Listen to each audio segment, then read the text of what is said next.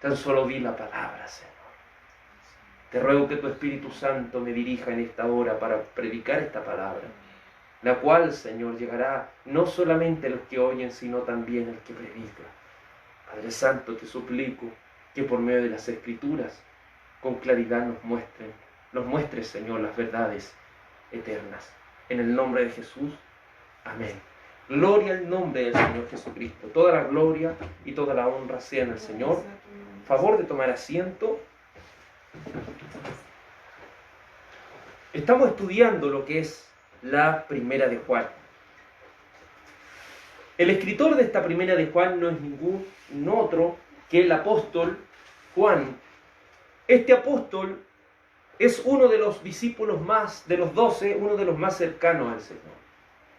Tal que cuando ellos se sentaban a comer, recuerde que en aquellos días ellos se sentaban a comer en el suelo y cada uno, ¿cierto?, recostándose a un cierto lado, tal así que Juan era tan cercano al Señor que quedaba recostado en el pecho del Señor.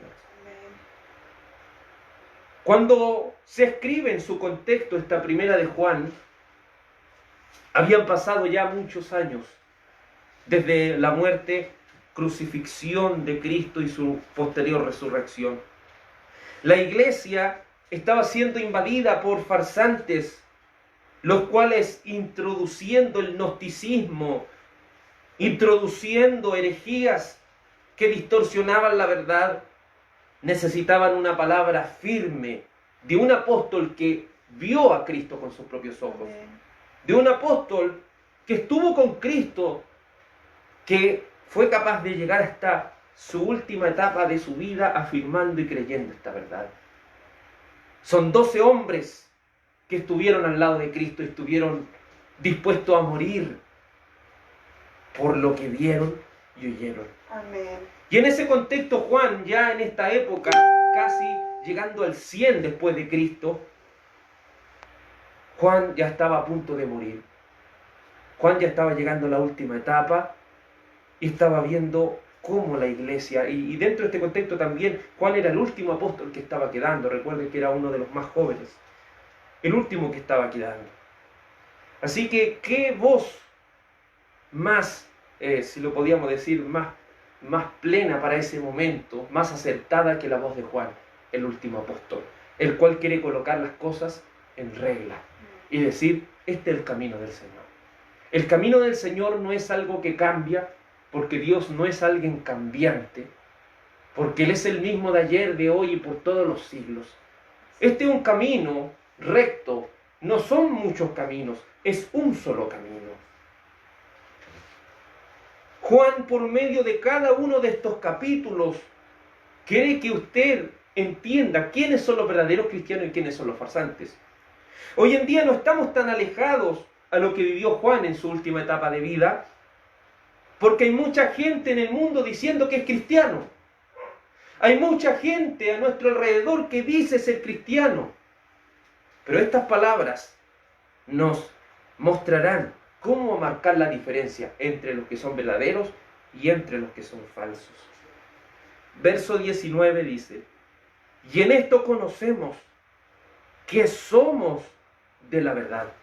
Se fija, Juan no quiere que usted tenga una incertidumbre de decir, a lo mejor yo no estoy en los caminos del Señor. No, Él quiere que usted tenga una certeza. Él quiere que usted tenga esa capacidad de decir, yo estoy en los caminos del Señor. Pero a la vez, Juan no quiere que usted tenga una falsa seguridad diciendo, yo estoy en los caminos del Señor cuando estoy tan lejos de Él. No. También quiere que tenga una certeza de su salvación, pero fundamentada en la verdad. Por eso dice la Escritura, y en esto conocemos que somos de la verdad. El apóstol Juan quiere que los verdaderos hijos de Dios tengan seguridad de su salvación, la cual se refleja en el amor mostrado de manera sacrificial. Hemos visto cómo a través de estos versículos Dios nos ha mostrado qué es lo que es el verdadero amor. El amor es algo que se ha distorsionado. Cuando el hombre y la mujer cayeron en aquel huerto de Edén, pecaron delante de los ojos de Dios. Ellos se han transformado en una imagen destrozada de Dios. Por lo cual todo lo que ellos van haciendo lo hacen de una manera distorsionada. Es por eso que hasta nuestros días lo que se entiende por amor es algo muy diferente a lo que es verdaderamente según Dios. Mientras hoy el amor solamente es una palabra, solamente es un sentimiento, mientras el amor hoy en día, y lo hemos dicho ejemplificando esto, ¿a cuántas personas no le hemos dicho te amo y nunca más la hemos visto? Pero según el Señor, en 1 Corintios capítulo 13 nos muestra que el amor nunca deja de ser. Por lo cual, cuando Dios habla del amor, habla de una perfección tan profunda que lo hace entender que el amor es más que una palabra, el amor es más que un sentimiento, el amor es un sacrificio por la otra persona. Por eso dice San Juan capítulo 3, versículo 16, porque de tal manera amó Dios al mundo. ¿Y por qué lo amó? Porque ha dado a su único Hijo, para que todo aquel que en él crea, porque ha dado a su Hijo unigénito, para que todo aquel que en él cree no se pierda, mas tenga vida eterna. Dios Padre tomó la determinación más importante para mostrar el amor que tiene hacia sus criaturas.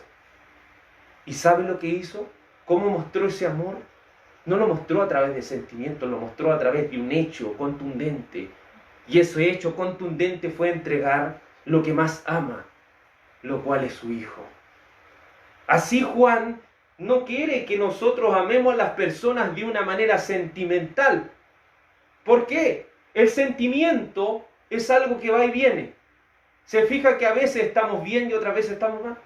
Se fija que a veces sentimos ciertas cosas y a veces no las sentimos, por lo cual el amor no puede ser un sub y baja de emociones.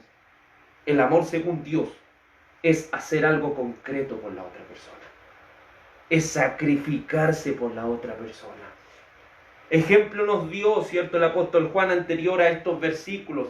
Si alguna persona dice que ama a un hermano y no comparte lo monetario con esa persona, ¿cómo puede habitar el amor de Dios en él? Si no basta con decir hermano te amo, o no basta con decirle a una persona te amo si no estoy haciendo nada por esa persona. El amor, según Dios, no es con merecimientos. Dios no espera que usted y yo nos hagamos merecedores de su amor para mostrarnos, sino que Él, solamente porque le nace, solamente porque Él quiere hacer algo por la otra persona, no espera que la otra persona haga cosas por Él, no. Él las hace, aunque esas personas no se la merezcan. De eso se trata el verdadero amor.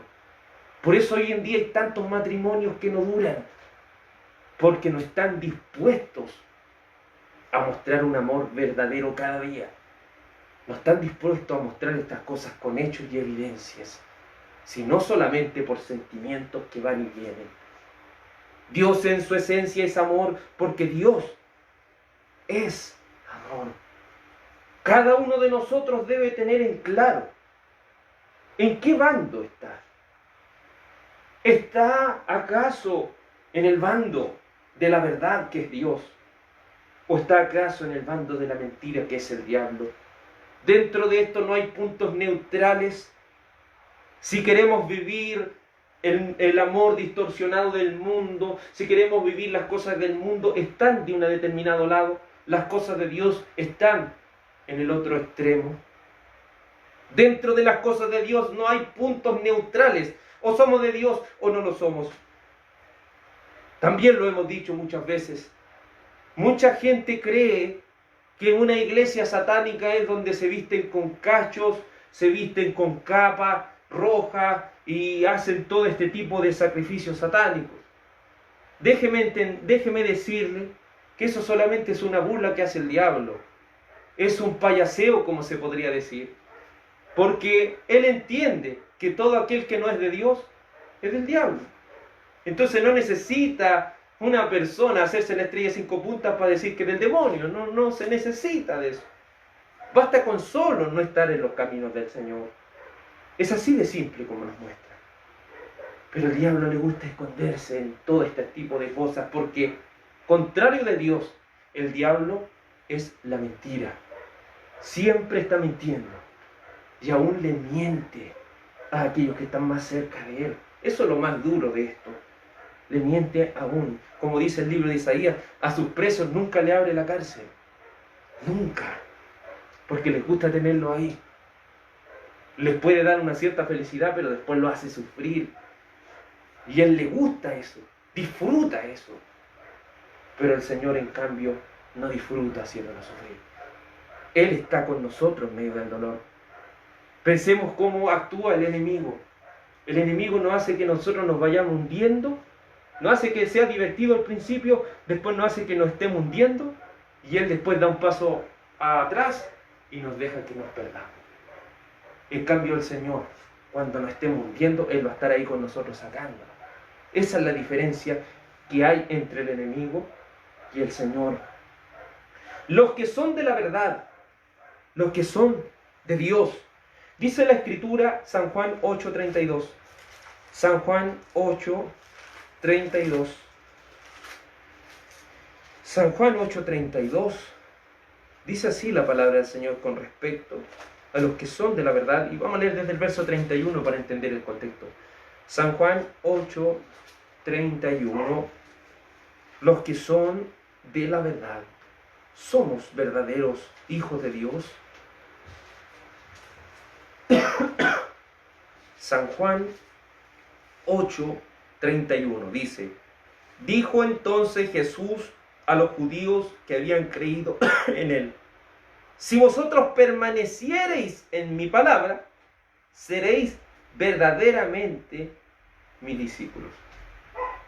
En primer lugar debemos hacer la distinción. Mucha gente dice: ¿usted cree en Dios? Sí, yo creo en Dios, pero no creo en la Biblia.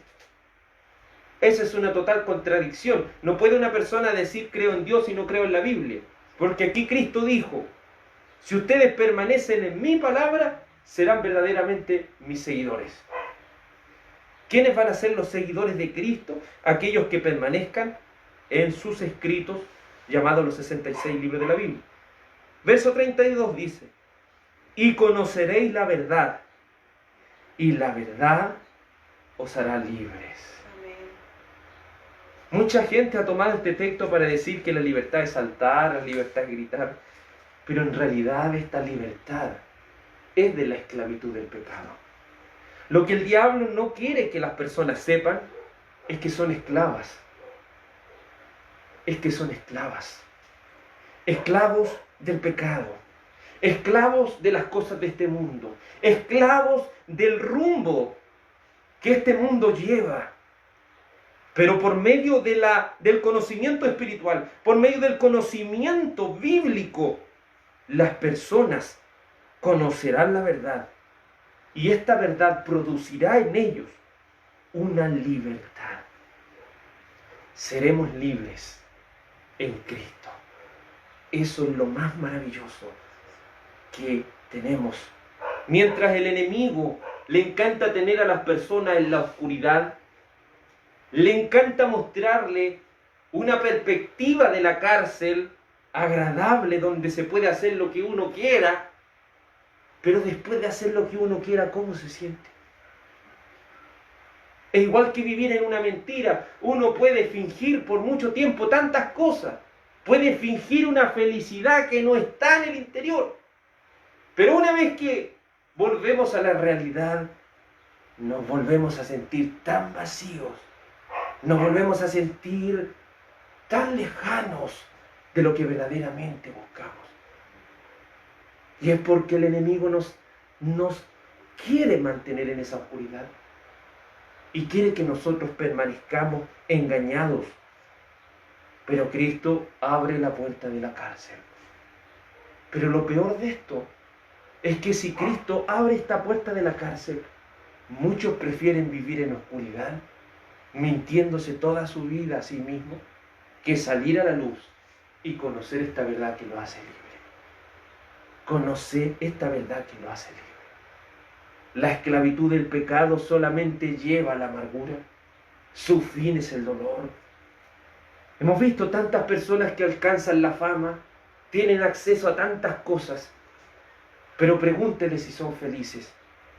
Podrá entender que no lo son.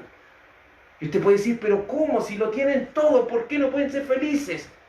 Es porque aún permanecen en esa cárcel. Es porque aún permanecen en esa oscuridad. Aunque esté pintada de libertad, siempre va a ser la misma oscuridad que al final del día va a hacer llover ese vacío por encima del corazón. Pero solamente la verdad de Dios hará libre a las personas. Verso 33 dice, le respondieron, linaje de Abraham somos y jamás hemos sido esclavos de nadie. ¿Cómo dices tú, seréis libres? La falsa religión, ¿qué es lo que hace? No, nosotros siempre hemos sido libres. Le dicen a Jesús, yo siempre he sido libre. Pero no entienden que están engañados en esa prisión. Y aunque Cristo le abra la prisión, no quieren salir de esa zona de confort. No quieren salir de ahí. Prefieren engañarse a sí mismos, no queriendo salir de ahí.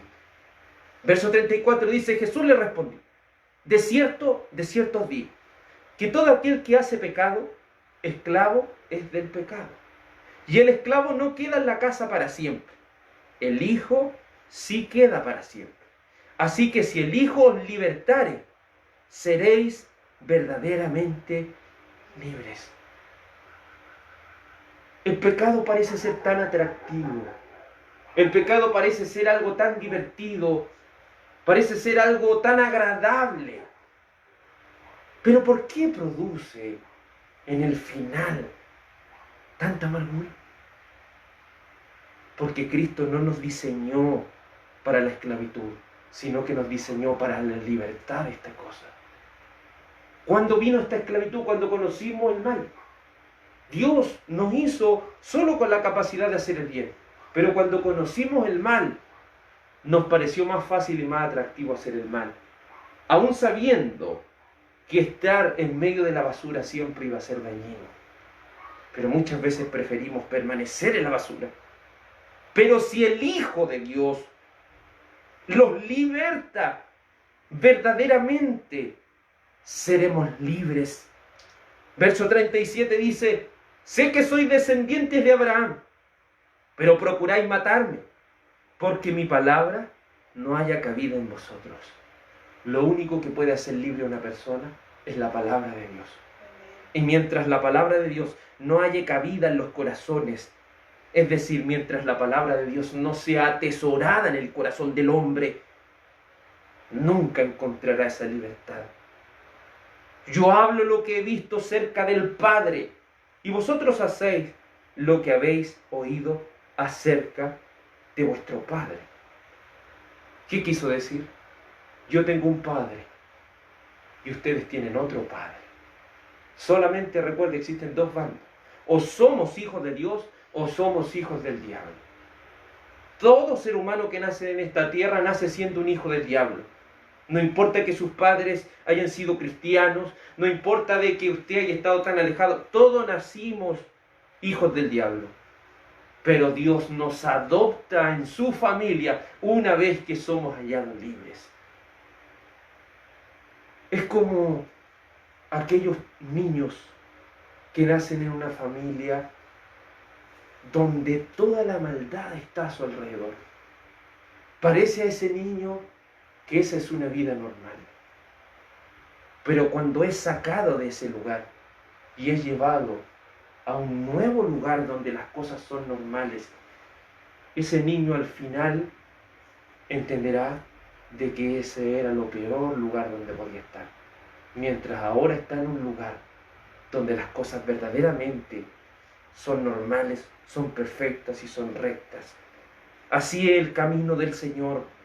Cuando nos lleva hasta Él, nos hace entender el verdadero motivo de nuestra existencia. El verdadero motivo del por qué estamos en esta tierra. ¿Sabe usted que tenemos un motivo por el cual fuimos creados? No fuimos creados para hacer cualquier cosa aquí, no fuimos creados por un motivo, y eso es llevar la gloria de Dios. La gloria significa valor, es decir, nosotros somos llamados a reflejar en nuestra personalidad, a reflejar en nuestra manera de vivir aquel carácter de Dios. Vemos también cómo en San Juan capítulo 14, versículo 1, San Juan 14, 1, dice así la palabra del Señor. San Juan 14, 1. No se turbe vuestro corazón. Creéis en Dios, dice Jesucristo, creed también en mí. En la casa de mi Padre muchas moradas hay. Si así no fuera, yo os lo hubiera dicho. Voy pues a preparar lugar para vosotros. Y si me fuere y os preparare lugar, vendré otra vez y os tomaré a mí mismo, para que donde yo estoy, vosotros también estéis. Y sabéis a dónde voy, y sabéis el camino. Le dijo el apóstol Tomás: Señor, no sabemos a dónde vas. ¿Cómo pues podemos saber el camino? Jesús le dijo: yo soy el camino y la verdad y la vida. Nadie viene al Padre sino por mí. Nos hacemos esa pregunta: ¿quién tiene la verdad? ¿Quién tiene la verdad? Vemos a los testigos de Jehová, vemos a los mormones, vemos a los Hare Krishna, vemos a las diferentes religiones musulmanas, y todos dicen tener la verdad. Pero Jesucristo pudo decir con propiedad: yo soy la verdad. Yo soy la verdad. Y si no entran por Jesucristo, el Hijo de Dios, ninguno irá al cielo. En la casa del Padre hay muchos lugares donde vamos a vivir con Él por la eternidad. Pero solo llegaremos a aquel día, solo llegaremos a aquella presencia por aquel camino de Cristo. Solo es el único acceso para llegar al cielo.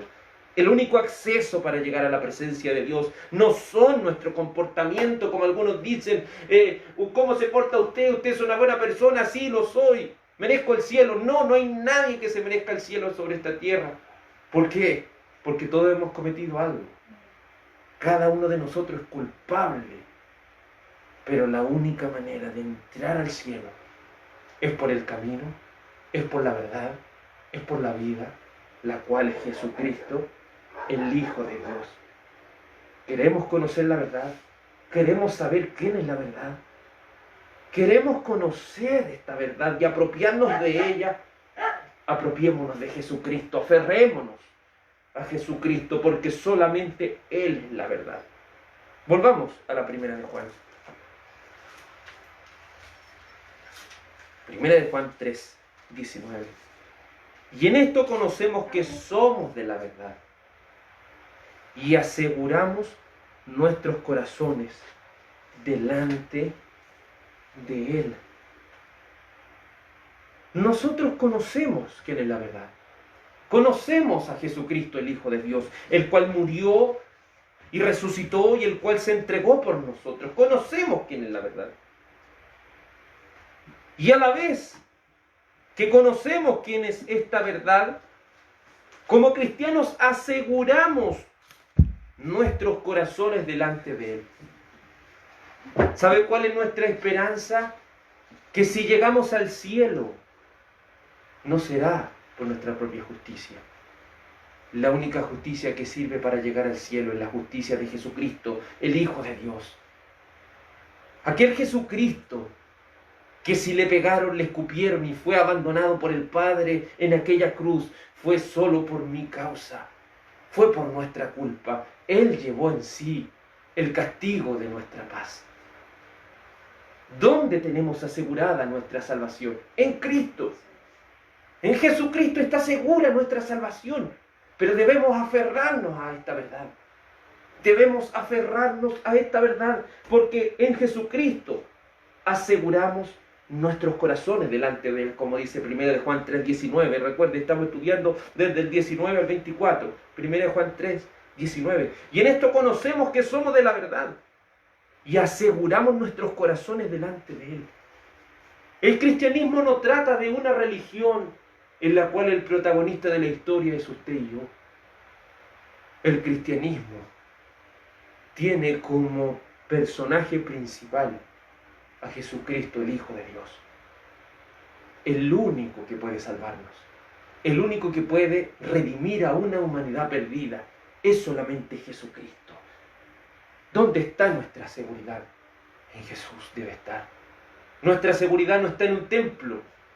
Si nuestra seguridad estuviera en un templo hecho por manos de los hombres, tendríamos que permanecer ahí, aunque se hicieran las peores atrocidades.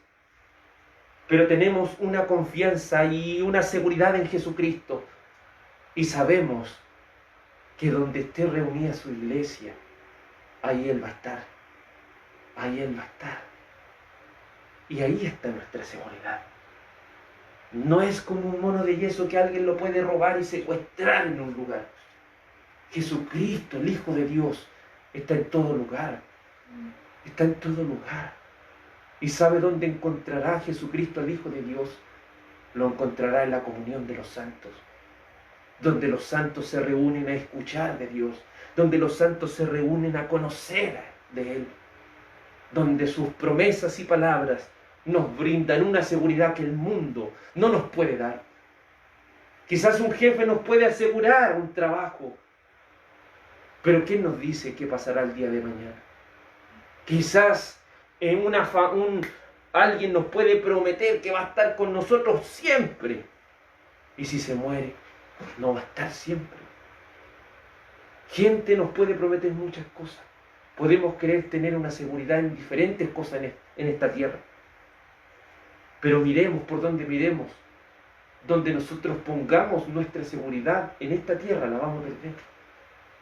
En algún aspecto vamos a ser defraudados. Pero si ponemos nuestra confianza en Jesucristo, el Hijo de Dios, jamás seremos defraudados. Jamás. Él nunca ha defraudado a una persona sobre esta tierra que ha confiado en Él y ha depositado toda su fe y su esperanza en Cristo. Porque en Él tenemos una seguridad tan grande, que Lutero dijo: cuando veo a Cristo, veo lo imposible que es perderme. Cuando lo contemplo, cuando lo miro por medio de las Escrituras, veo una seguridad tan grande, de la cual Él con propiedad dice en Isaías 53, miré el fruto de mi aflicción y quedé satisfecho. Estoy seguro que aquellos por quien morí, dice Cristo, cada uno de ellos va a ser salvo. Va a ser salvo. Porque hay una seguridad no en mí, no en usted, sino en Cristo. Si la salvación dependiera de nosotros, la perderíamos en cualquier momento. Pero como nuestra salvación está en Cristo, y solo en Cristo, hay una seguridad plena de que Él nunca nos va a fallar. Porque Él no miente. Los seres humanos mentimos, sí, pero Cristo jamás nos miente. Luego que entendemos que estamos y nuestros corazones están asegurados en Él, conocemos que somos de la verdad. Pero muchas personas podrían tener una falsa seguridad. Podrían decir: yo estoy en Cristo. ¿Sí cree en Cristo? Sí, yo creo en Él. ¿Y se aferra a Cristo? Sí, yo me aferro con todo mi corazón, creo en Él. ¿Cree en la Biblia? No. Entonces, ¿cómo? Sería inconsistente su fe si no estuviera puesta en la Biblia, la única palabra de Dios. Pero según Juan, ¿cómo usted puede saber que está en la verdad? ¿Usted conoce la verdad? ¿Cómo puede saber que usted está en la verdad? Haciendo un recuento, ¿cierto?, de 1 de Juan capítulo 3, versículo 3, dice la Escritura así: y todo aquel que tiene esta esperanza en Él, se purifica a sí mismo, así como Él es puro. ¿Cómo sabemos que estamos en la verdad? Tendremos la certeza de que estamos en la verdad, porque el Espíritu Santo del Señor está en nuestros corazones. Y al estar en nuestros corazones podemos aferrarnos con fe a estas cosas. Podemos aferrarnos con fe a cada una de las promesas escritas en estos 66 libros Y esas promesas provocarán en nosotros el alejarnos del pecado. No tendrá que ponerse un latigazo, no tendrá que andar, ¿cierto?, con un paño en sus ojos, sino que el Señor le dará la capacidad, esa capacidad de anhelar una pureza para estar para siempre con el Señor.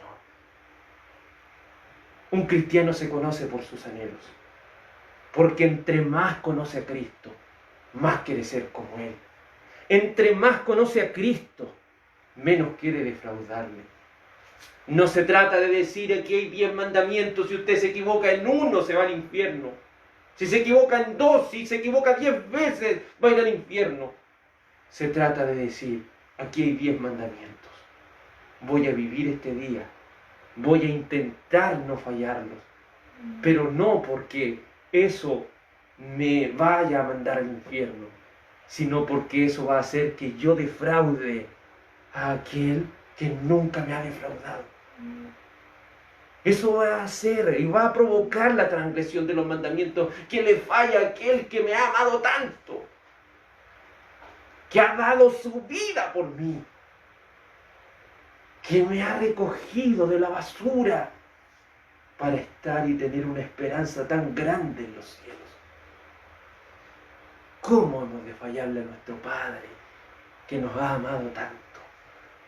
¿Cómo hemos de defraudar el buen nombre de aquel que cuando más lejos estábamos de Él, Él nos rescató? Aparte de que un cristiano se caracteriza por tener el anhelo de ser puro como Cristo, se caracteriza, como lo vimos la vez pasada, en amar a los hermanos y a su prójimo. Primera de Juan 3, verso 14, dice así: hermanos míos, no os extrañéis si el mundo os odia. Nosotros sabemos que hemos pasado de muerte a vida, en que amamos a los hermanos. El que no ama a su hermano permanece en muerte. Hay dos cosas: anhelar una pureza para estar con Cristo y amar a nuestros hermanos. Recuerde lo que hemos hablado del amor. El amor es un sacrificio por el otro, no importando cómo la otra persona sea. Si usted ama a alguien, usted se va a sacrificar por esa persona. Muchos dicen, usted ama a Dios. Sí, lo amo. ¿Y cómo ha mostrado su amor hacia Él? ¿Cómo podemos mostrar que amamos a Dios si no a través de nuestro comportamiento? Nos gustaría hacer un montón de cosas, pero por amor a Cristo no las vamos a hacer. Por amor a Cristo no las vamos a hacer. Podríamos tener tantos panoramas el día domingo, podríamos ir para tantos lugares los días de reunión, podríamos hacer tantas cosas, hermano, pero por amor de Cristo no lo hacemos. Porque amor representa sacrificio. Amor representa sacrificio. Y el Señor no solo quiere que tengamos ese sacrificio hacia Él. Dice que si usted lo ama a Él, debe amar a su hermano. Debe sacrificarse por ellos.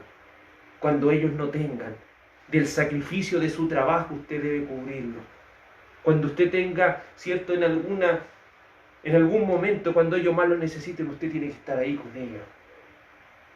A veces, hermano, ¿cierto? Y eso es lo que le doy gracias al Señor. Para la gloria del Señor lo digo. He visto cómo muchos de ustedes, quizás no somos una gran congregación, pero he visto cómo muchos de ustedes han sacrificado su trabajo por estar en esos momentos difíciles.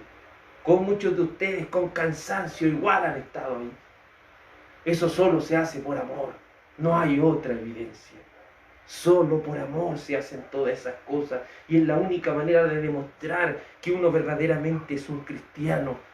Porque ama a aquellas personas que están a su lado. Y no solamente a ellos, sino que después al salir a este mundo se va dando cuenta que debe aprender a amar a aquellas personas que le hacen daño. Que debe empezar a amar a aquellas personas que lo tratan mal. Que debe empezar a sacrificarse por aquellas personas que procuran hacernos tantas cosas malas. pero por amor de Cristo voy a intentar hacerle el bien. Voy a intentar hacerle el bien. Porque ¿qué mérito tendríamos si solamente le hiciéramos bien a aquellos que nos hacen el bien? No hacen eso, cualquier persona de esta tierra puede hacer eso, pero un verdadero cristiano, aunque le cueste, aunque le duela, aunque le sea muy difícil, va a entregar su corazón a Cristo y va a decir, este me hizo daño, yo le voy a devolver con bien ese daño que me hizo con tanto mal, se lo voy a devolver con bien. Y si va a poder ayudar a esa persona que tanto daño le hizo, usted lo va a hacer porque ama a su Cristo, porque ama a aquel que lo llamó, y no para ser visto, sino para mostrarle a aquel que le está viendo en los cielos el amor que le tiene. Usted dice, ¿por qué amar a las personas que no hacen daño? Porque aún las personas que no hacen daño fueron creadas en su principio a la imagen de Dios. ¿Sabe lo que le gusta al enemigo? Cuando usted va pasando a veces por el centro, ve un hombre todo drogado, ve un hombre todo emborracho, todo desasiado, todo mal en el suelo, que llega a dar pena a su condición. Me imagino el diablo riéndose de cómo ha colocado la imagen de Dios en un nivel deplorable. Por eso nosotros debemos hacerle bien a las personas que nos hacen mal, porque ellos son portadores igual de la imagen de Dios, en un sentido primario, en un sentido de la creación. Desde un principio el Señor nos creó así, aunque ahora estemos todos destrozados como la imagen de Dios, pero en su principio fuimos creados como imagen de Dios. Y por respeto a Dios, no procuraremos hacerles daño. Mas los que son del diablo se caracterizan por todo lo contrario, por estar del lado de la mentira, según San Juan 8:44. San Juan 8:44. Recuerde, solamente hay dos caminos. Un ateo podrá decir, yo no creo en nada, pero en realidad está haciendo del diablo igual. Porque está haciendo lo que el diablo quiere que haga. Al final está siendo aliado de él de la misma manera. Que si le están robando a alguien o le están haciendo daño a alguien, uno no hace nada. Se queda mirando nomás, que le hagan daño a las personas nomás. Total, como no me lo hacen a mí, ¿qué me importa? Así es una persona que está dentro de la mentira que es el diablo. Aunque diga que es ateo, aunque diga que no cree en todas estas cosas, estando del lado de él, estando haciendo lo contrario a Dios, está del lado de él. Por eso el que no está con Dios, está con el diablo. Así de simple. Así de simple. San Juan, capítulo 8. San Juan 8. San Juan, capítulo 8. Versículo 43 dice así. San Juan 8:43. ¿Por qué no entendéis mi lenguaje? ¿Por qué no podéis escuchar mi palabra? Vosotros sois de vuestro padre el diablo. Los deseos de vuestro padre queréis hacer. Él ha sido homicida desde el principio y no ha permanecido en la verdad, porque no hay verdad en él. Cuando habla mentira, de suyo habla, porque es mentiroso y padre de mentira. Y a mí, porque digo la verdad, no me creéis. En primer lugar, según el verso 44, dice que un hijo del diablo se caracteriza por desear lo que el diablo desea. Es decir, un ateo dice, no existe Dios. ¿A quién le gustaría que no existiera Dios? Al diablo. Por lo cual, ser ateo es ser partícipe del demonio igual, porque está deseando lo que el diablo desearía que fuera así. Por eso todo lo que el enemigo quiera hacer, crea en Dios, no crea en otro ídolo, crea en diferentes religiones. Recuerde que el creador más grande de religión es el diablo. El más religioso es el diablo, si cuántas religiones no tiene. Pero el cristianismo es uno, ¿no? El cristianismo bíblico hablamos, porque si usted lo ve, también aún el diablo levanta iglesias cristianas, también lo hace. El diablo es el que tiene más iglesias cristianas delante de todo. Por eso usted puede decir, ¿por qué los cristianos están tan divididos? ¿Por qué hay uno aquí, hay otro allá? Hay tantos evangélicos. ¿Por qué? Porque el diablo también ha levantado su iglesia. Y aún en medio de la iglesia ha levantado su gente. Entonces, el apóstol Juan quiere que usted sepa quién es la verdad, quién está de parte de la verdad y quién está de parte de la mentira. ¿Quién es el padre de la mentira? ¿De dónde proviene cada mentira? Desde las mentiras piadosas que la gente dice. Desde las mentiras que dicen esto, una mentira verdad, una mentira piadosa, una mentira casi mentira, una mentira para hacer el bien. No, nunca. La mentira siempre es el mentira. ¿Y de dónde vienen todas las mentiras del diablo? Si él es tan mentiroso, y no lo subestime, fue capaz de convencer a ángeles perfectos, fue capaz de convencerlos para que se fueran con él. Y no fueron pocos. Recuerde lo que estudiamos en el libro Apocalipsis, las 3/4 partes del cielo se la llevó consigo. Entonces no lo subestimemos. Él puede crear algo tan parecido al Evangelio, porque Él es el artífice de la mentira. Y aquí dice, y a mí no me creéis, porque digo la verdad, dice el verso 45. Todo aquel que no crea en la verdad está en la mentira. Está engañándose a sí mismo. Está bajo esa cárcel que el diablo quiere que la gente siga ahí hasta que se destruya a sí misma. Aquellos que quieren andar en el camino del diablo, en el camino de la mentira, dice Primera de Juan capítulo 3 versículo 6, Primera de Juan capítulo 3 versículo 6, todo aquel que es del camino del diablo, dice así, Primera de Juan capítulo 3 versículo 6, todo aquel que permanece en él no peca, todo aquel que peca no le ha visto ni le ha conocido. Cuando ven la noticia, pastor se violó a una niña, pastor se robó la plata de las personas, ¿qué debe entender usted de acuerdo a la Escritura? Dice, todo aquel que peca, obviamente en sentido de deliberadamente, todo aquel que peca de esa manera, nunca ha conocido al Señor, nunca. Siempre ha servido al diablo, siempre. Pero usted puede servir al diablo hasta con una Biblia, igual lo puede hacer. Puede torcer la Biblia. Recuerde que cuando el diablo tentó al Señor en Lucas capítulo 4, ¿qué utilizó? La Biblia también. Pero la Biblia media. Así hay mucha gente que utiliza la Biblia también, pero para destrucción. Así se caracterizan aquellos que practican el pecado, aquellos que practican esta injusticia, aquellos que no le importa fallar al Señor. Si usted ve a la gente del mundo, no le importa fallar al Señor, no le importa. Lo hacen y no sienten nada. Pero un cristiano sí siente, porque sabe lo que Cristo ha hecho por él. Sabe de dónde lo ha rescatado Cristo. Sabe que Cristo ha mostrado su favor, no por grandes personas. No crea que los que vamos a la iglesia somos las mejores personas, no. Somos los peores. Pero esos peores ha rescatado el Señor para hacerlos nuevas personas en Cristo. Si miramos lo que somos ahora y lo que fuimos, hay una gran diferencia. Tan grande es esa diferencia, que hay muchas personas que ya no nos conocen como somos ahora de lo que fuimos antes. Cristo ha causado un cambio tan importante y tan drástico, tan grande en nuestra vida, que hay gente que nos desconoce. Tú eres de esta manera y ahora eres de esta manera. Cristo nos cambió.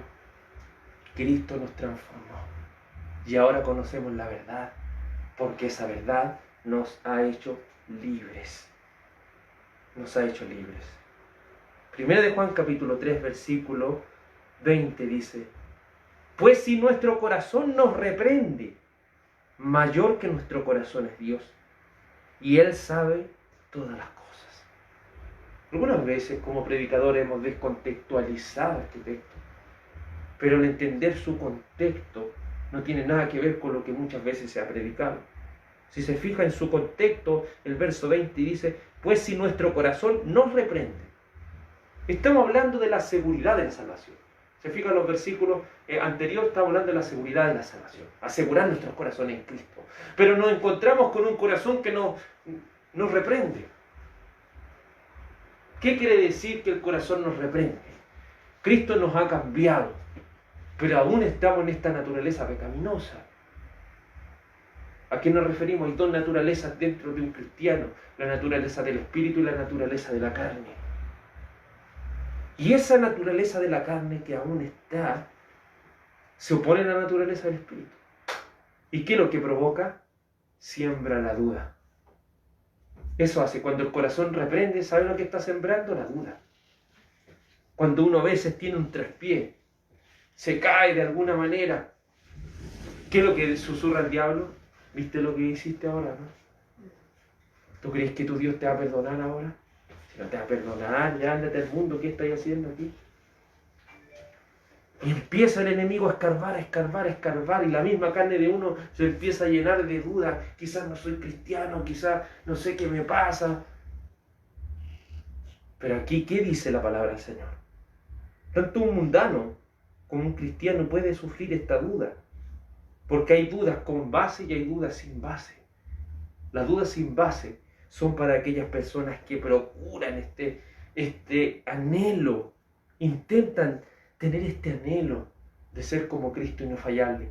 Aunque le fallen, porque nosotros igual le fallamos, igual. Pero nos levantamos porque tenemos este anhelo es más grande. Sabemos que el Señor, si comenzó un trabajo en nosotros, lo va a perfeccionar, lo sabemos. Pero el enemigo muchas veces nos reprende por medio del corazón. Viene la duda dentro de nuestro corazón. Y esa duda muchas veces nos hace sentirnos muy mal.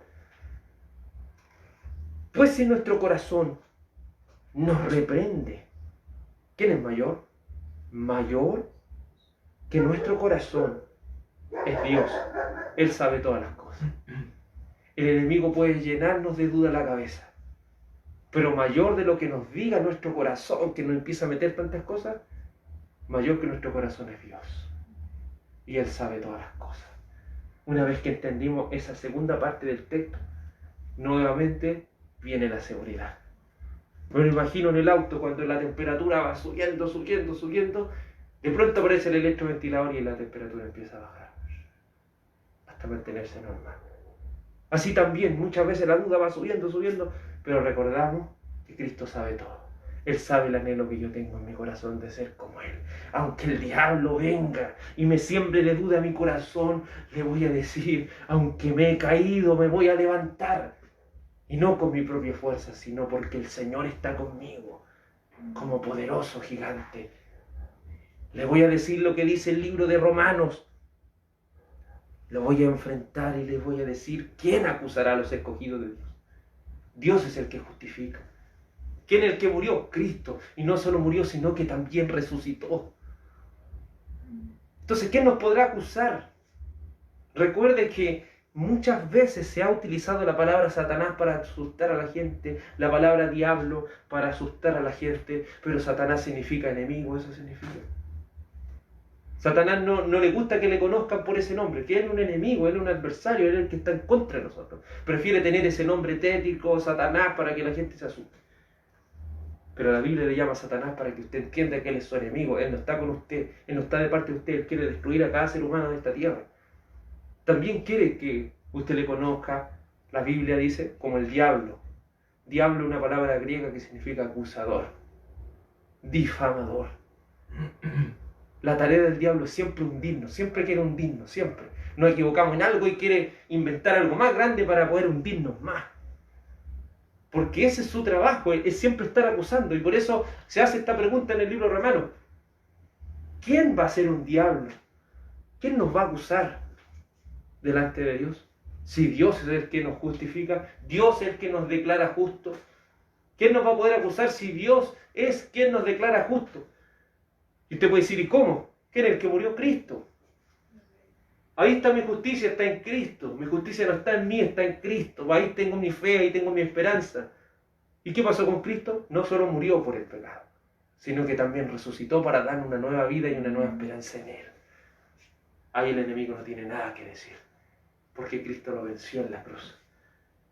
No crea que el enemigo lo sabe todo. Si bien es alguien, un ser muy inteligente, a la vez también se equivoca.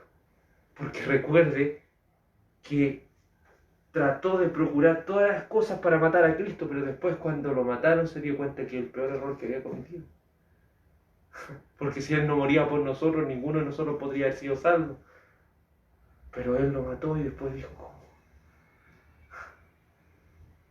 La mayor derrota que sufrió el enemigo fue esa, cuando Él pensó que estaba más su victoria. No sé si ha visto esa película de la Pasión de Cristo, cuando al final el enemigo sale gritando. ¿Por qué cree que colocaron esa parte? Obvio, porque fue su peor derrota. Porque el Señor, en su estado más débil, que es un cuerpo humano, vino en la parte más débil de todos los seres humanos, vino, y el Señor aún en su nivel más débil, venció a todo el infierno, a todo el enemigo, lo venció completo, aún en su estado más débil, donde le podían pegar si querían, lo podían escupir, le podían difamar, le podían hacer todo lo que quisieran. Pero aún así el Señor en ese estado lo pudo vencer en la cruz del Calvario, y como dice Colosenses, lo pudo exponer a los demonios, públicamente triunfando sobre ellos en la cruz. Entonces, si nuestro corazón nos reprende, nos quiere llenar de dudas, mayor que nuestro corazón es Dios, el cual conoce todas las cosas. No crea que es el único que ha tenido dudas. No crea que es el único que en algún momento ha sido asolado por el enemigo. Ha querido ser reducido a la nada por el enemigo. Recuerde lo que cantábamos hace un momento en el Salmo 13. Salmo 13. No somos los únicos. David, un hombre muy cercano al Señor, tuvo dudas también. Pero pudo reconocer que el Señor estaba con él. Salmo 13. Salmo 13. Dice así la palabra del Señor, verso 1. ¿Hasta cuándo, Jehová, me olvidarás para siempre? ¿Hasta cuándo esconderás tu rostro de mí? ¿Hasta cuándo pondré consejo en mi alma, con tristeza en mi corazón cada día? ¿Hasta cuándo será enaltecido mi enemigo sobre mí? Mira, respóndeme, oh Jehová, Dios mío. Alumbra mis ojos para que no duerma de muerte, para que no diga mi enemigo lo vencí. Mis enemigos se alegrarían si yo resbalara. Pero aquí nuevamente retoma la fe y la esperanza. Si nuestro corazón nos reprende, aquí el corazón de David estaba siendo reprendido, estaba siendo atacado, ya el Señor ya me dejó, el Señor me abandonó, ya el Señor ya... Pero en el verso 5 viene, mayor que nuestro corazón es Dios, amén, el cual conoce todas las cosas. Y dice, mas yo, me puede pasar todo esto, mas yo en tu misericordia he confiado. Mas yo confié en tu misericordia. Y mi corazón, a pesar de todo este dolor, se va a alegrar en tu salvación. Dice, se alegrará, tiempo futuro. Todavía no experimentaba la salvación. Pero su fe le fue de vuelta a tal punto que dijo, pero mi corazón se va a alegrar porque el Señor me va a salvar. ¿Y sabe lo que voy a hacer? Dijo David. Voy a cantar al Señor porque me ha hecho bien. Él ya se fija, lo tomó como futuro. Pero ahora, haciendo un salto al futuro, él dijo, yo voy a cantar al Señor porque Él me ha hecho tanto bien. Él me ha hecho bien. Aunque no lo está experimentando en el momento, pero su fe, su confianza le fue restituida porque mayor que nuestro corazón es Dios. Un cristiano no se va a pudrir en la duda.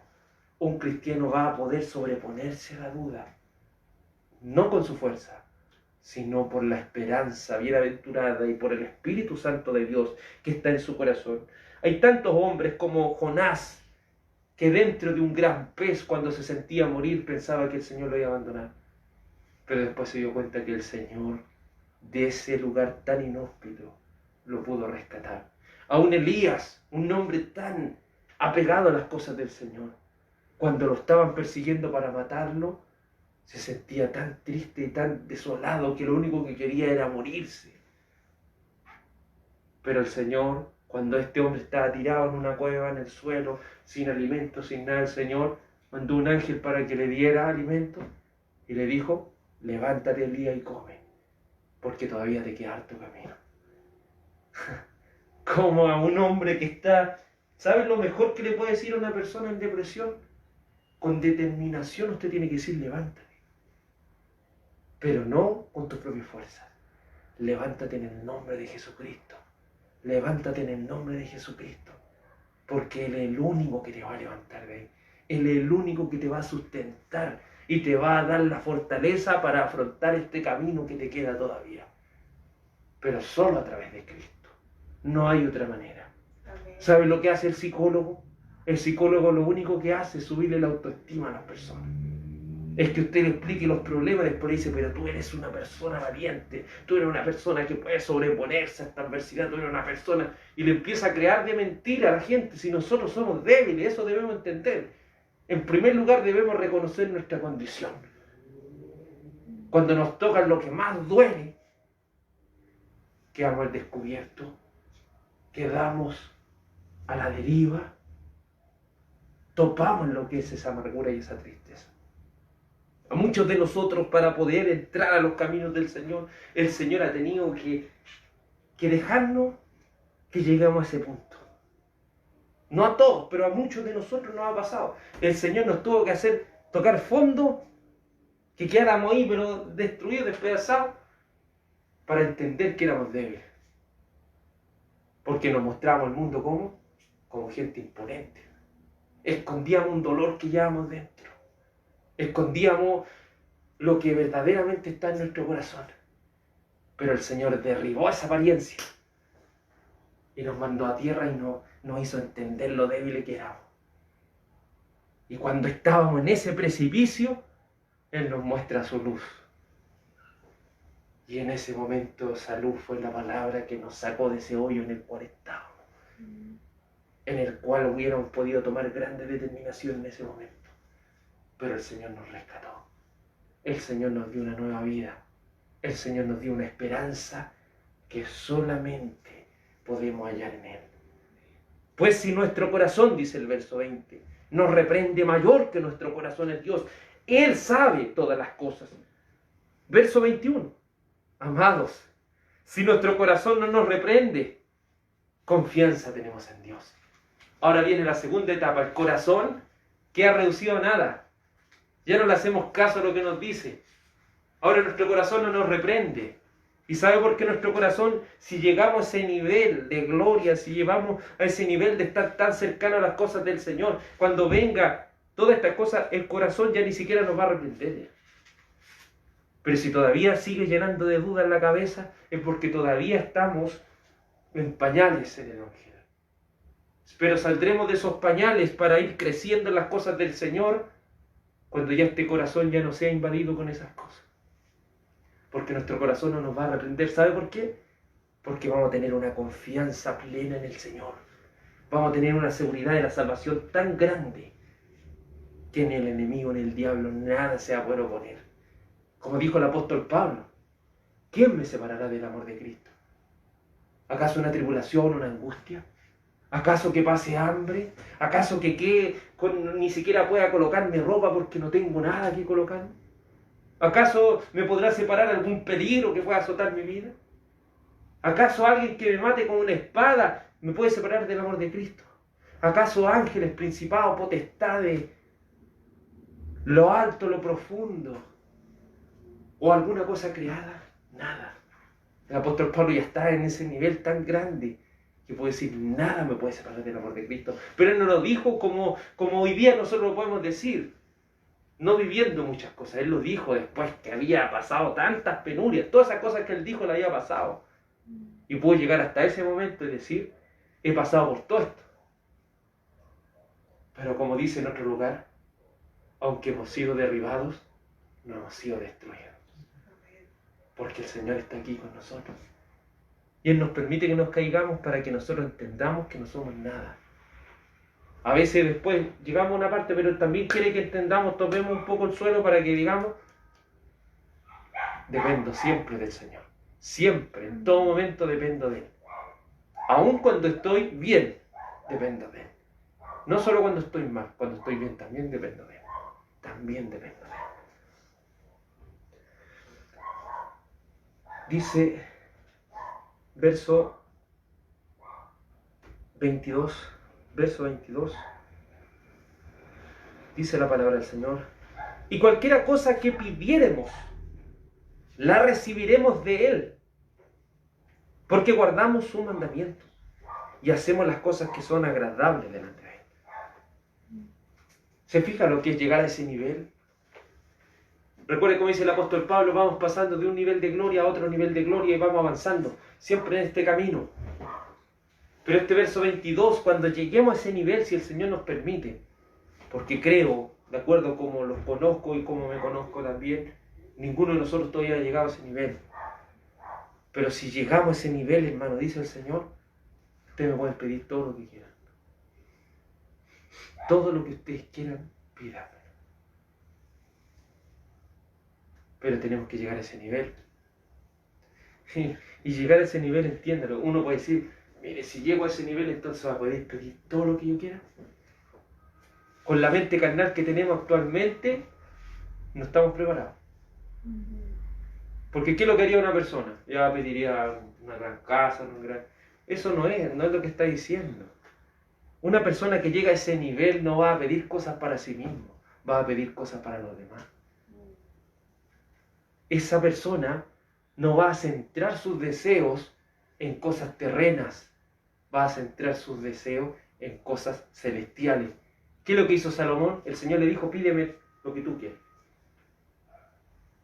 ¿Y qué le dijo Salomón? Señor, dame sabiduría. Y le dijo, todo lo que quieras. Y usted dice, y Salomón le pidió sabiduría. ¿Y por qué le pidió sabiduría? ¿Por qué no le pidió otra cosa? Porque obviamente el Señor sabía que Salomón estaba en ese nivel. Y ese nivel es pedir conforme a la voluntad de Dios. Porque ya vamos a andar, a alentar en la voluntad del Señor completamente, siempre vamos a pedir lo que es la voluntad del Señor. Siempre la vamos a pedir. Nunca vamos a pedir algo que sea descabellado. Ahora nosotros, como no estamos en ese nivel, a veces podemos pedir cosas que nada que ver. Por eso uno dice, ¿y por qué el Señor no me respondió? Porque estamos pidiendo cosas que nada que ver, que están lejos de su voluntad. Pero una vez que nosotros lleguemos a ese nivel, si el Señor así lo permite, siempre vamos a andar pidiendo cosas que son su voluntad. Y su voluntad no es algo como que uno tiene que quebrarse la cabeza para conocer la voluntad del Señor. Uno sabe cuál es la voluntad del Señor. Si lee la Biblia, uno la sabe. Pero, ¿por qué permanecemos en esta debilidad? Porque todavía hay cosas de la Biblia que chocan con nosotros. Y todavía seguimos luchando. No procuremos luchar en contra de la Biblia. Luchemos para que esas cosas sean atesorar en nuestro corazón. Porque son cosas difíciles, cosas duras. Como la otra vez leíamos, ¿cierto? Los que quieren seguir a Cristo. El que no aborrece a padre, madre, hijo, hija, esposo, esposa. El que no lo hace no es digno de mí, dice el Señor. Y claro, uno puede decir amén y puede decir tantas cosas, pero cuando llega el momento y tiene que elegir entre su mamá o su papá, o tiene que elegir entre la persona que mama y Cristo, es ahí donde se saben los verdaderos, cuando tiene que elegir entre ellos y Cristo. Y usted elige a Cristo es porque ya está en el camino a esa voluntad del Señor. Va a costar, no es algo tan fácil que uno, ya no, va a costar, pero va a poder mostrar su fe. Cuando usted hable de Cristo a las personas, le hable de Cristo y la gente lo rechace y usted sigue hablando de Cristo porque es su deseo, su anhelo hacer estas cosas, usted va a entender, estoy en la voluntad del Señor. Porque ¿qué dijo? Si yo predico, me van a odiar.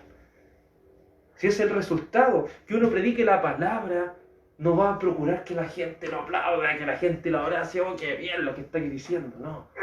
Cuando empezamos a predicar la palabra, nos van a hacer lo mismo que le hicieron a Cristo. Lo van a querer matar. Lo van a querer matar porque está diciendo la verdad a gente que quiere estar en la mentira. Si eso se trata del Evangelio no es acércate al Evangelio y van a venir tiempos mejores en tu vida, no. Acércate al Evangelio y vístete con la armadura, toma la espada, toma el escudo, porque vamos a ir a batallar. Vamos a ir a la batalla ahora. Y hay un infierno mismo que quiere rebelarse en contra de nosotros, pero Cristo nos prometió que las puertas del infierno no van a prevalecer contra la iglesia. porque Él es nuestro amparo y nuestra fortaleza. ¿De quién temeremos? Y cualquiera cosa que le pidiéramos, la recibiremos de Él. Este es el nivel que debemos alcanzar como cristianos. Andar en completa comunión con Dios, la cual es su voluntad, en la cual no hay restricción en lo que pidamos, pero debemos alcanzar primeramente el andar en su voluntad. Como dice San Juan 14:13, San Juan 14:13, no crea que Juan está tomando estas palabras nuevas. Él escuchó todo esto de Cristo. San Juan 14:13 dice,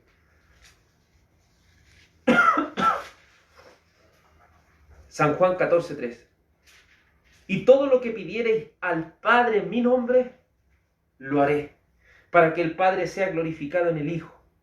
Si algo pidierais en mi nombre, yo lo haré.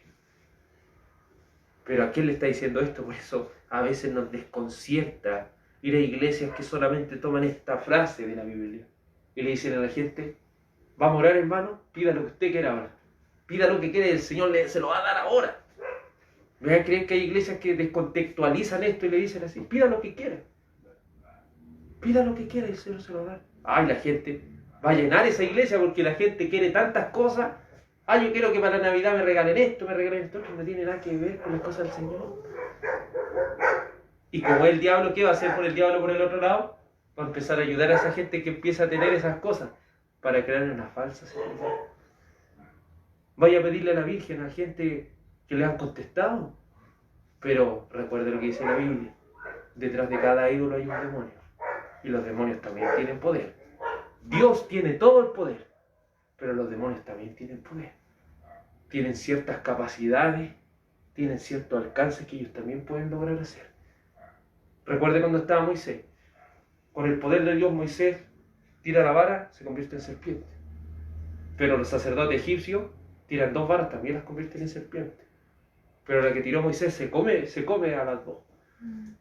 Y así empieza a hacer, pero llegan a un nivel que los sacerdotes de Egipto ya no pueden hacer, ya quedan sobrepasados.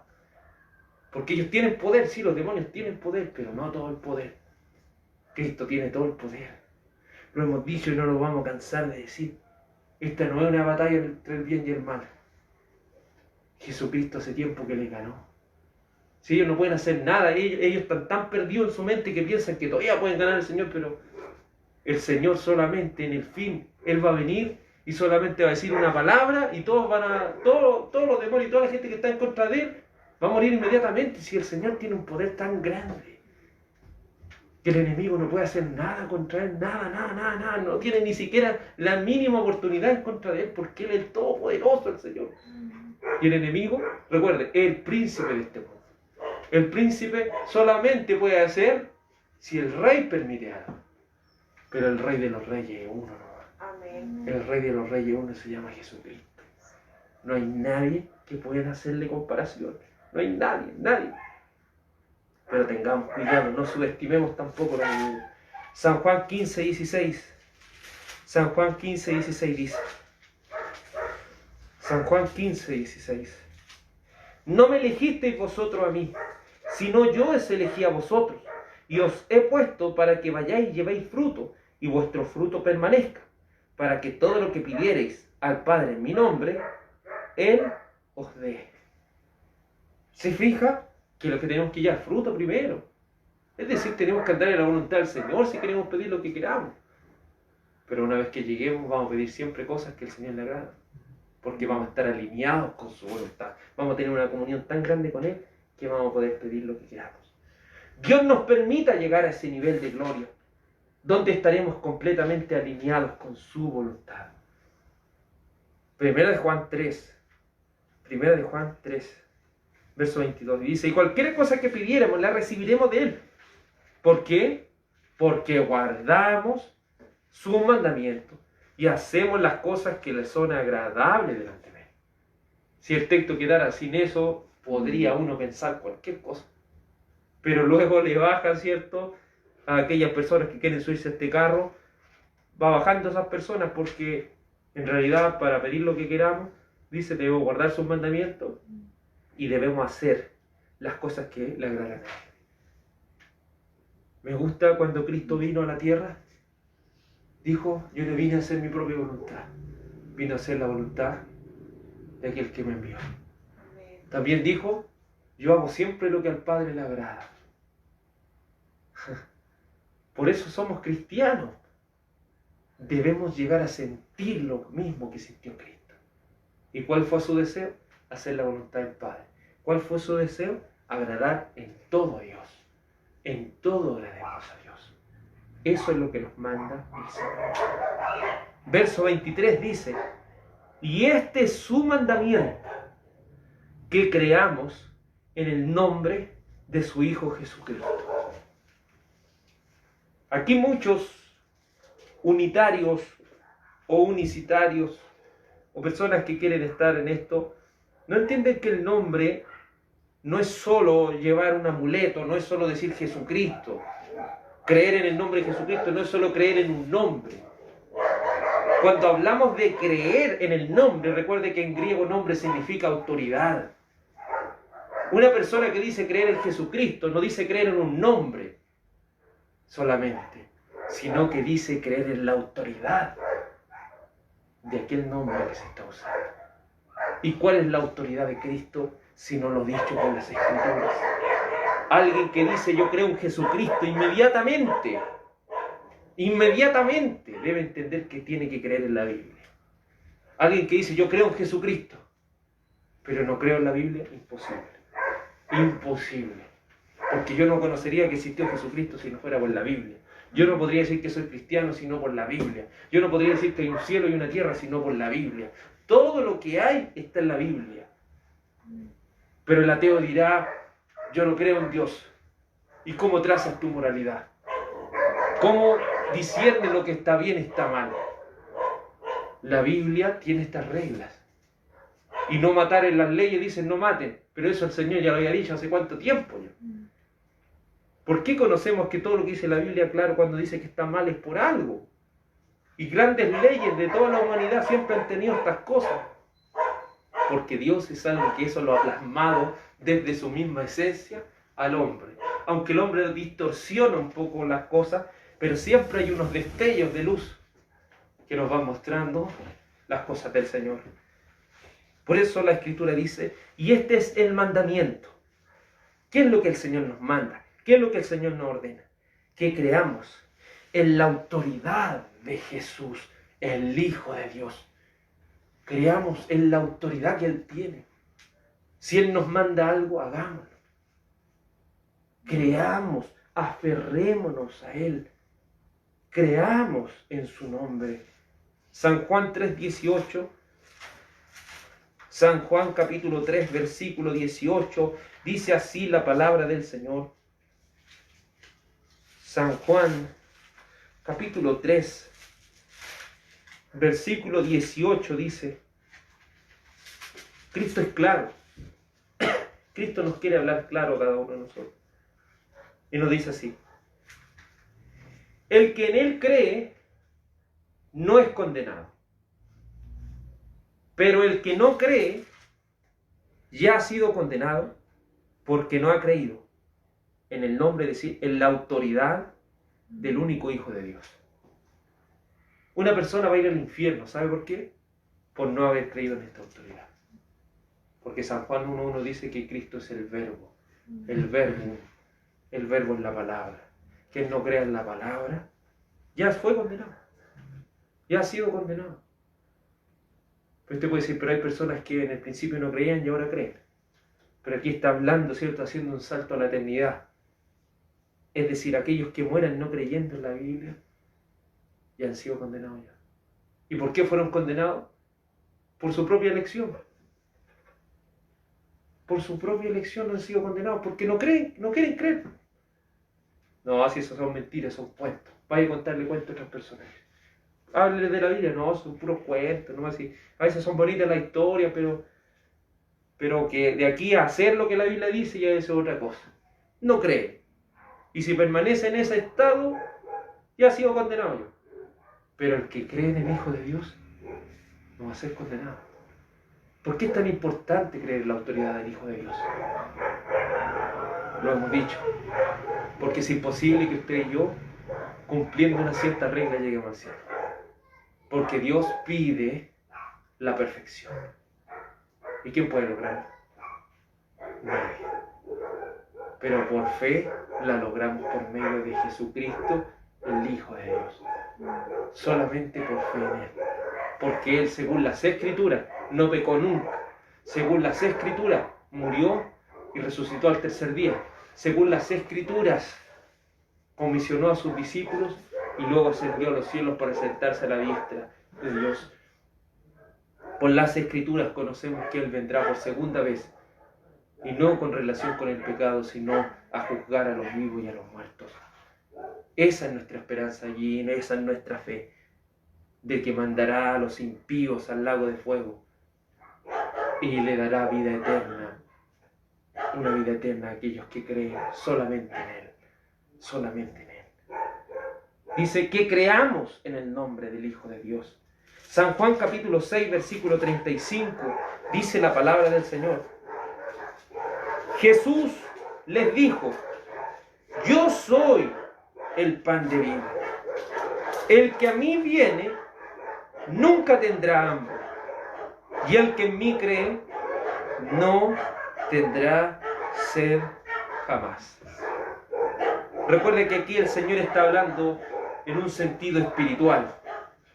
Y este sentido es: si tú crees en Jesucristo, jamás te vas a sentir vacío. Muéstreme un cristiano verdadero que se sienta vacío. No va a encontrar ninguno. No va a encontrar ningún cristiano que al final del día se vaya, ¿cierto? Y cuando llegue a su soledad diga: ya no hay qué hacer en esta vida. No. Porque aquellos que se aferran a Cristo siempre están saciados. Porque si Cristo tiene lo único que el hombre necesita para alimentar su alma. Unos se esconden en las drogas, otros se esconden en el alcohol, otros se esconden en el sexo ilícito, otros se esconden en su trabajo, otros se esconden en diferentes cosas que van haciendo, ¿cierto? Que la gente se va enfocando, pero al final del día siempre se van a sentir vacíos. Dije, siempre se van a sentir vacíos. Y un drogadicto va a necesitar otra droga, otra droga, y va llegando a más niveles de droga y se va destruyendo más, pero aún va a querer más, porque siempre se va a sentir vacío. Una persona que toma alcohol va a tomar un vaso, va a tomar otro, y después puede levantarse el otro día y después puede tomar más, pero nunca se va a saciar, nunca. Pero alguien que se sacia de Cristo, nunca más se va a sentir vacío, nunca más. Y eso es lo maravilloso de Cristo, que podemos llegar al final del día y estar tan saciados por Cristo. Podemos dormir tan tranquilos porque Cristo aún está con nosotros cuando dormimos. Cuando nos levantamos pensando en Cristo, nos acostamos pensando en Cristo, es algo que llena el corazón, porque Cristo es eterno.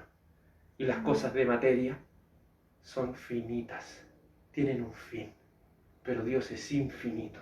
Y un Dios infinito puede cubrir un alma que necesita siempre. Solamente un Dios infinito. También la palabra del Señor en San Juan 11:25. San Juan 11:25 dice así la palabra del Señor. San Juan 11:25. Le dijo Jesús: yo soy la resurrección y la vida. El que cree en mí, aunque esté muerto, vivirá. Y todo aquel que vive y cree en mí, no morirá eternamente. ¿Crees esto? ¿Crees que no vamos a morir para siempre? Eso es lo maravilloso. Hermano, le he contado que he visto cristianos morir. He visto cristianos en su lecho de muerte, estar con ellos ahí. Y sabe que en medio de todo su dolor ellos mueren felices. Porque saben que ellos mueren con una esperanza. Mueren tranquilos con una esperanza. De que no van a morir para siempre. De que al otro lado el Señor va a estar con ellos. Por eso es lo maravilloso de entender que Cristo es la resurrección y la vida. El que en Él cree no morirá eternamente. Creamos en el Señor. Que le dijo: sí, Señor, yo he creído que tú eres el Cristo, el Hijo de Dios, que has venido al mundo. Aferrémonos con esta esperanza. ¿Qué dice, cierto, el apóstol Pablo a los tesalonicenses? No se entristezcan como aquellos que no tienen esperanza. Entiendan que el Señor va a traer a todas esas personas que fallecieron en Cristo y las va a poder volver a ver. Las va a volver a ver. Por eso nosotros como cristianos, si bien en el momento obviamente sufrimos este dolor, esta tristeza, pero tenemos una confianza de que nuestros seres queridos que murieron en Cristo nos vamos a poder ver otra vez.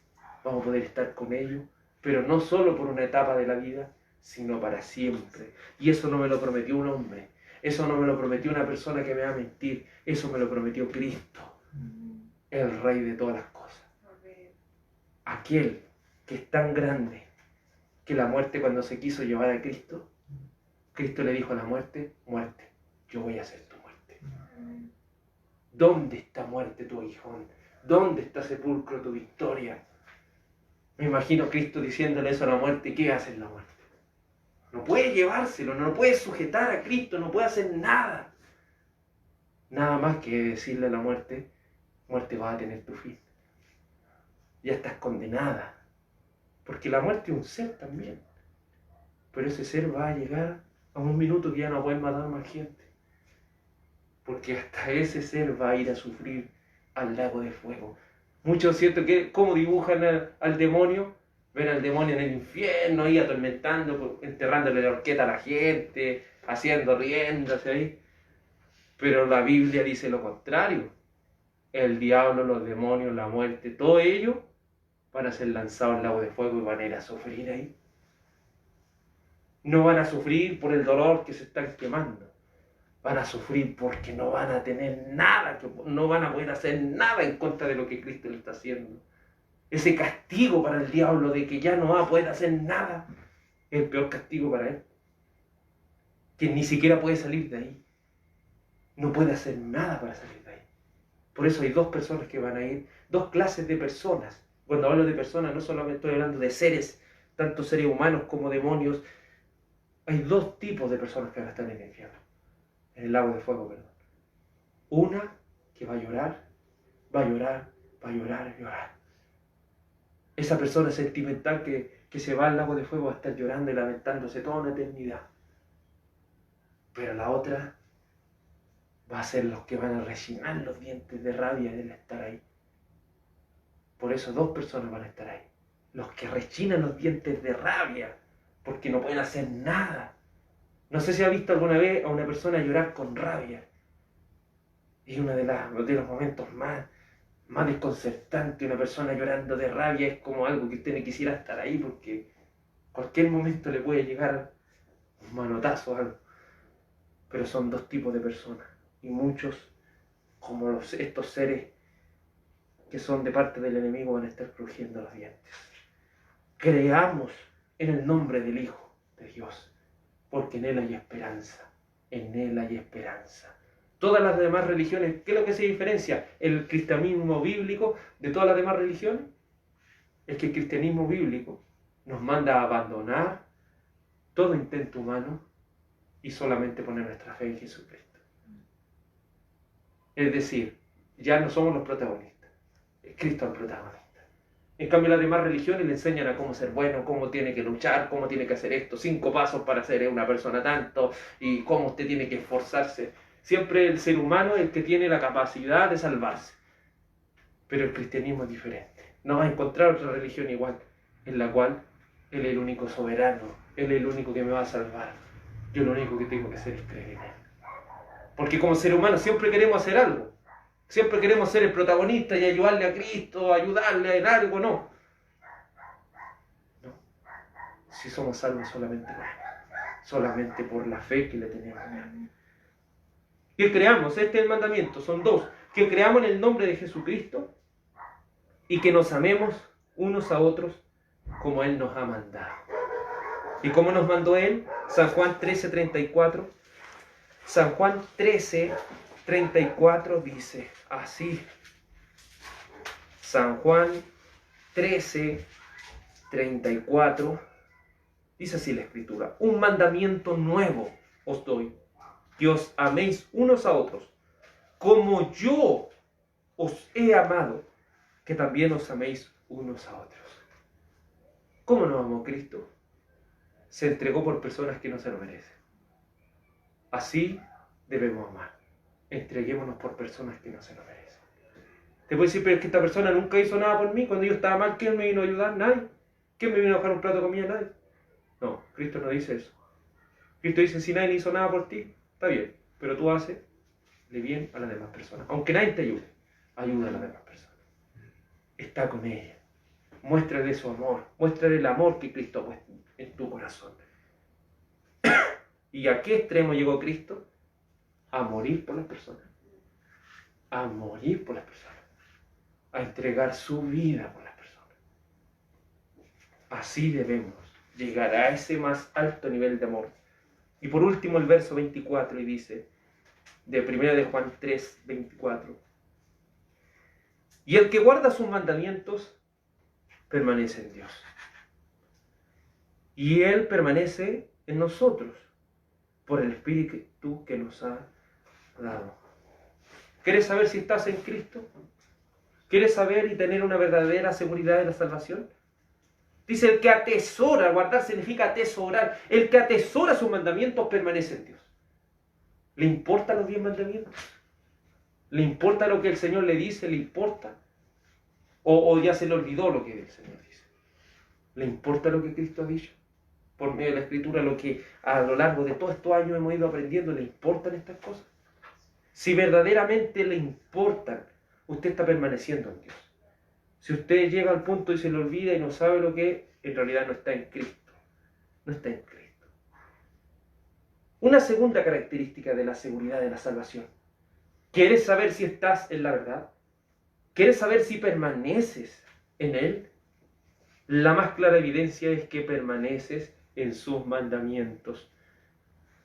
Como dice San Juan 15:4. San Juan 15:4. Y aquí nos pone un ejemplo muy claro. Muy claro. San Juan 15:4 y dice el Señor así. Permaneced en mí y yo en vosotros. Como el pámpano no puede llevar fruto por sí mismo, si no permanece en la vid, así tampoco vosotros si no permanecéis en mí. Recordemos siempre, la parra que nosotros conocemos como la parra, ese tronquito café.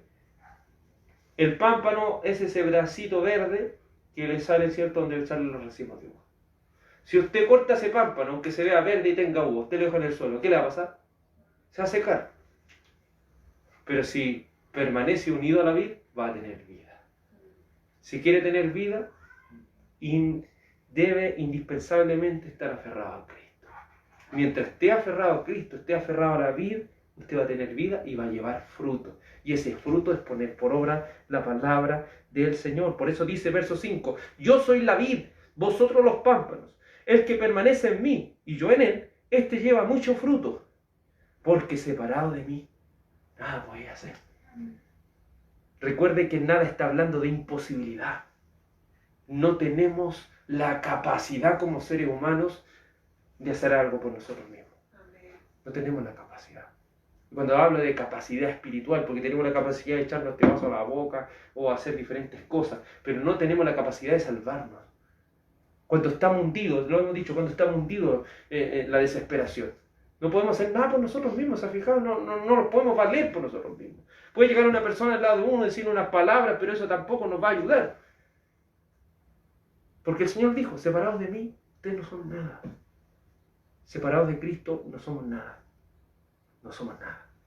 Verso 6 dice, el que en mí no permanece, será echado fuera como pámpano y se secará. Y lo recogen y lo echan en el fuego y arden. Si permanecéis en mí y mis palabras, o sea, lo que dice la Biblia, permanecen en vosotros, pedid todo lo que queréis y os será hecho. En esto he glorificado a mi Padre, en que llevéis mucho fruto, y así seréis mis discípulos. Para ser un seguidor de Cristo, indiscutiblemente hay que estar en Él, y si estamos en Él, vamos a llevar fruto. Porque ¿qué es lo que nutre al pámpano? ¿Qué es lo que nutre con savia? ¿Qué es lo que nutre con fuerza? Es la vid. Así, cuando nosotros hacemos buenas obras, cuando como cristianos ponemos por obra la palabra de Dios, no somos nosotros. Es el poder de Dios en nosotros.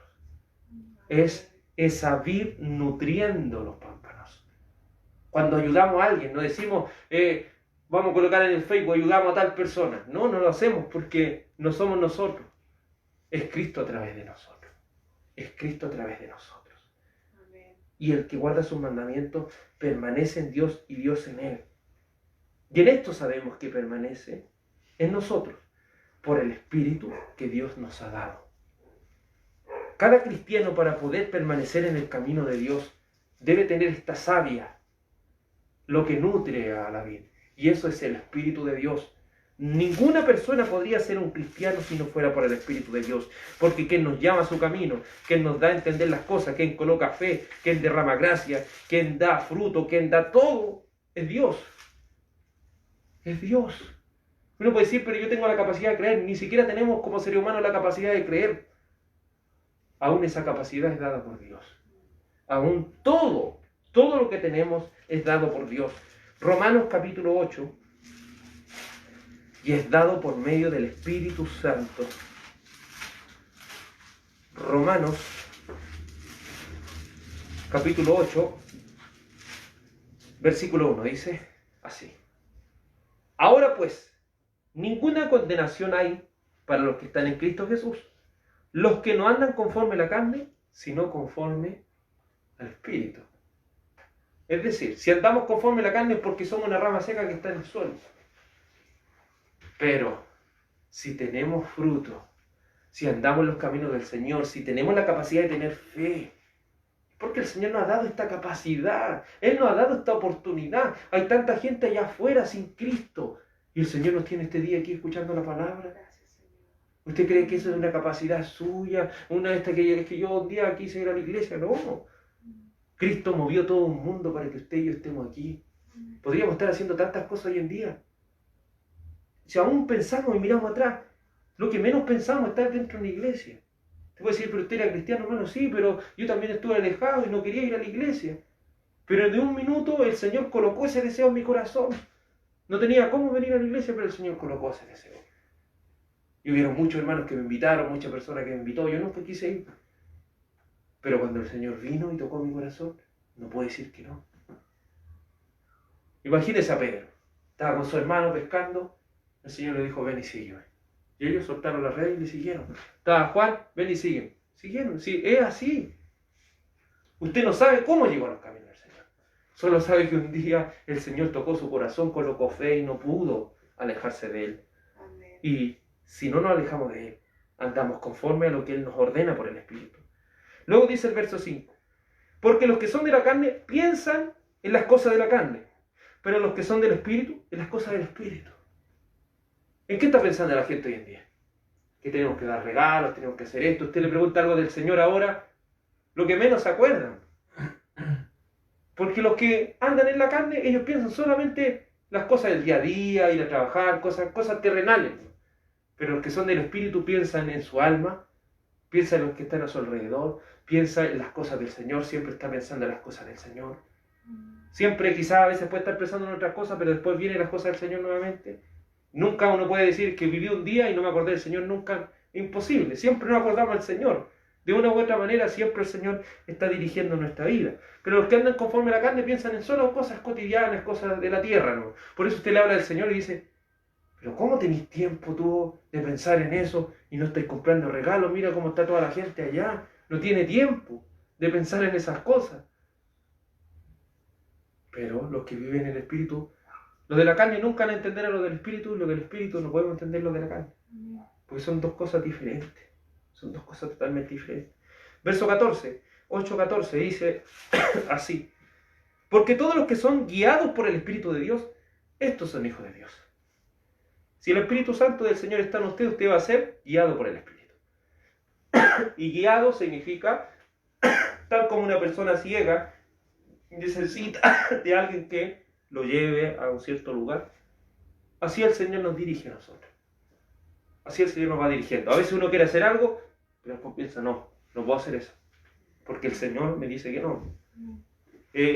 No, el Señor me dice que no. El Señor me dice que lo haga de esto. El Señor nos va guiando. Tal como una sequía, ¿cierto? El que va haciendo estos surcos va diciendo ¿para dónde va el agua? El Señor así nos va dirigiendo. Y eso usted pensaba que usted iba para allá, pero al final está yendo para acá. Porque así son los caminos del Señor. ¿Y cómo nace una persona del Espíritu? Dice San Juan capítulo 3, como el viento. Usted solamente siente que viene el viento, siente el sonido que pasa, pero no sabe de dónde viene ni a dónde va. Porque a veces el viento está aquí, a veces el viento va para allá, a veces... Solamente el viento sabe para dónde va. Así también es todo aquel que es nacido por el Espíritu. Un día el Señor lo toca y no puede decirle que no. No puede decirle que no. Y dice el verso 16. Verso 16. El Espíritu mismo nos da testimonio a nuestro espíritu de que somos hijos de Dios. ¿Se fija? Una vez que usted llega a ser un hijo de Dios, la sombra de duda no puede venir. Y si viene, su mismo espíritu testigua de que usted es un hijo de Dios. Porque Dios está morando en usted. Y si no tuviera Dios en su corazón, estas palabras serían como cualquier otras palabras. Esto solamente sería como una clase, como cualquier cosa. Pero cuando uno está en el Espíritu, entiende que estas son alimento para el alma. Y tal como usted desea tomar agua, tal como usted desea alimentarse, llega el día de reunión y dice, tengo que ir a la iglesia, porque mi alma necesita alimentarse. Y necesito leer la Biblia en mi casa, necesito orar, arrodillarme, orar donde quiera que esté, porque tengo hambre de Cristo, tengo hambre de las cosas del Señor. Que el Señor les bendiga, vamos a orar a la presencia de Dios. Hay una seguridad, Señor, mi Padre, tan hermosa en tu palabra. Una seguridad de la salvación que nos da una confianza plena en tus promesas. Solo decimos, Señor, si el mundo entendiera lo bello que es servirte, si la gente, Señor, entendiera que sin Cristo no son nada. Si el mundo entendiera, Señor, que Cristo lo es todo, y mucha gente recibirá regalos, mucha gente se le cumplirán sus deseos materiales, pero una vez que lo obtenga va a querer más, y más, y más, y nunca se va a saciar. Pero qué maravilloso es cuando viene Cristo. Todas las cosas nos parecen secundarias. Todas las demás cosas son cosas que van y vienen. Pero cuando tenemos a Cristo tenemos algo tan sólido. Nuestra alma y nuestro corazón se llena tanto de Él. Podemos beber de esta fuente inagotable que salta para vida eterna. Podemos aferrarnos a este pan y decir como los discípulos, Señor, danos siempre de este pan. Danos siempre de este alimento. Sacia nuestra alma con tu palabra, porque tu palabra me alimenta, porque tu palabra, oh Señor, me da vida. Tu palabra me limpia, tu palabra me guía. Tu espíritu tan noble y tan hermoso me puede transformar de día en día. Padre amado y bendito Salvador, haznos más como Cristo. Haznos más como Cristo, Señor, para que nos comportemos como es digno del Evangelio. Padre amado y bendito Dios, por amor de tu nombre, te suplicamos que la gracia, la paz, la bendición de Cristo sea en cada uno de nuestros corazones. En el nombre de Jesucristo, nuestro Señor y Dios.